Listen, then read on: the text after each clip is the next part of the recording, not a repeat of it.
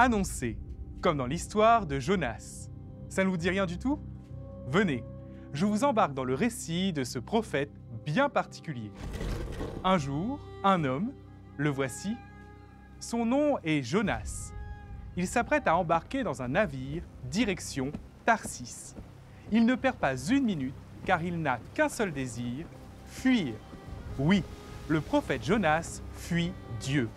Car quelque temps plus tôt, alors qu'il vaquait à ses affaires, Dieu lui annonça « Lève-toi, va à Ninive, la grande ville païenne, et proclame que sa méchanceté est montée jusqu'à moi. » N'ayant aucune envie d'annoncer cette nouvelle, Jonas a choisi de fuir.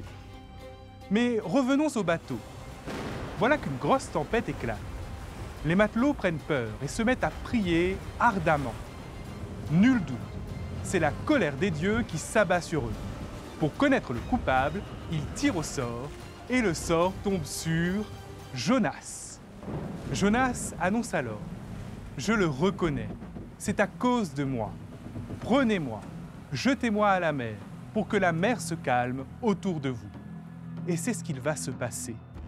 Mais Dieu n'a pas dit son dernier mot. Voilà qu'un énorme poisson engloutit Jonas. Il va y rester en prière pendant 3 jours et 3 nuits, avant d'être rejeté sur la terre ferme.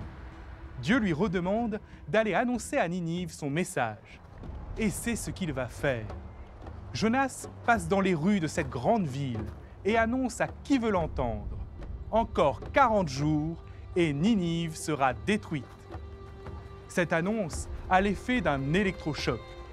Tous les habitants de Ninive se mettent à croire en Dieu.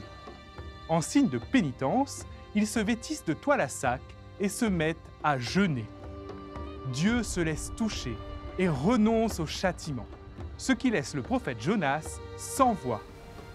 Ainsi, en annonçant le message de Dieu, Jonas a permis la conversion de milliers de personnes. Et mystérieusement, ce sont ces milliers de personnes qui ont annoncé à Jonas le vrai visage de Dieu. Un Dieu miséricordieux qui veut nous pardonner encore aujourd'hui.